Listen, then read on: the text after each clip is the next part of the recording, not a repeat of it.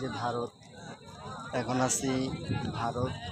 ওই যে দেখা যায়, দেখেন ভারত, ভারতের পাহাড়ের উপরে দিয়ে, হ্যাঁ, 3 তলা 4 তলা বাড়ি, আর পাহাড় কত উঁচু পাহাড়, প্রায় 200 তলা 250 তলার মতো এরকম উঁচু হবে, এত বড় পাহাড়, খালি পাহাড় আর পাহাড়।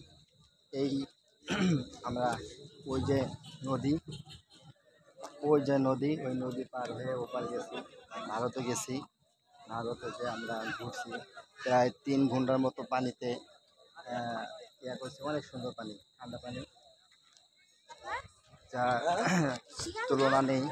মানে এখানের পানি, এই যে এই যে মসজিদ, এই যে মসজিদ, এটা এখানে জুমার নামাজ আদায় করেছে।